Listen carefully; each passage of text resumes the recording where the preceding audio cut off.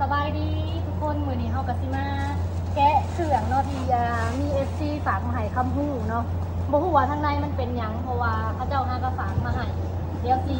พาคำฮู้มาแกะนำกันเลย ดีใจบ่คำฮู้ดีใจบ่เด้อขอบใจ FC หน่อยเด้อเฮ้ยบ่ต้องแกะเลย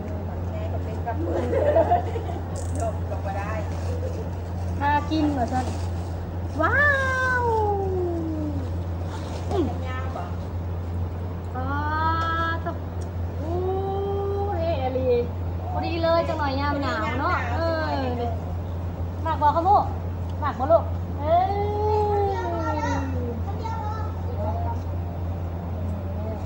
ว้าวตัวนี้ส่งป้ามื่อแล้วใส่มาให้ FC เบิ่งเด้อครับหมูเด้อ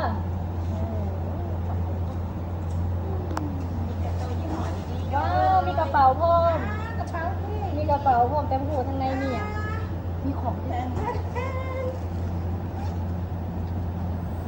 ว้าว มีเงินอีกอ๋อ ใบพันคือกำหูหมักเลย นี่แหละของแท้เขา กำหูหมักใบพัน คนใช้ FC เห็นคำพูหมักมาจาก โอ้แล้วก็มีส มีส บู่ บู่ โอ้ยน้ำหอมอีกว้าวขมูน้ำหอม ใส่หอม แต่งตัวหล่อๆเด้อมืออื่นเด้อแล้วก็สิ บ่ แมนโอ้อันนี้เอาไว้ให้เพิ่นก่อนเอาไว้ให้ก่อนเด้อกระเป๋าตัวนี้มาเอาเลยนะเอาตัวนี้นะ ถ่ายให้ FC เบิ่งเด้อแล้วก็ถ่ายลง TikTok ว้าวเดี๋ยวจะใส่บิ๊กบึ้มทั้งนั้นเลยเดี๋ยวดูนะคะแค่ดีอืมอันนี้ก็ดีใจแทนคำหูสุเฮาก็ได้เห็นน้องได้ก็ดีใจน นี่พอดีไอ้ไม้เด้ออันนี้ ำเอาผู้ดีไอ้ไม่เลย บอยไม้บนหนุ่งแบบซี เราสปอร์ตนี่นะ ไอ้ไม้หนุ่งแบบเกียวหง ไม้ถุงกระโปรง ว้าวโซ่ คำหูหมักบอคำหูหมักบอฮะต้นหยกปูนได้เราหมายไปสิได้คำหูดีใจแฮงส่วนว่าเครื่องนี่กะเขาจะบริให้น้องเอาเมื่อเฮือนเด้อเจ้ายันว่าเมื่อบ่ฮอดเดี๋ยวเขาจะเอาเมื่อส่งน้องเองอยู่เฮือน เจ้า เป็นย่างเนี่ย บ่ฮู้ว่าน้องบ่ฮู้ว่าน้องสิไปถิ่มไว้ซ้ายด้วย ว่าน้ เฮา อง สิ เอาไปกินใส่หรือว่าสิเอาไปขายต่อก็คือว่าอ้าวมีเกิบอีกว้าว ว้าวงามกว่าของไอ้ไม้อีก ว้า เอาซุปลองเบิ่งดูค่ะซุปลองเบิ่งดูซุปลองเบิ่งดู เอาใส่ลองเมืองใส่ลองเมืองแล้วแล้วนุ่มดี ซุปไข่ซีเบิ่งดีนวดตีนเลยเป็นตุ่มเป็นตุ่ม เย้งามแล้วงามแล้ว ทำหูสดดีแห้งอะไร คือเสือยังเนาะอันนั้นทุ่งทุ่งก็จะ ทุ่งสาหุ่นล่ะตะละเล่ตะละล่าบอกเขาหูป้า ไม่ได้ได้ได้แข่งเบิ่งนะ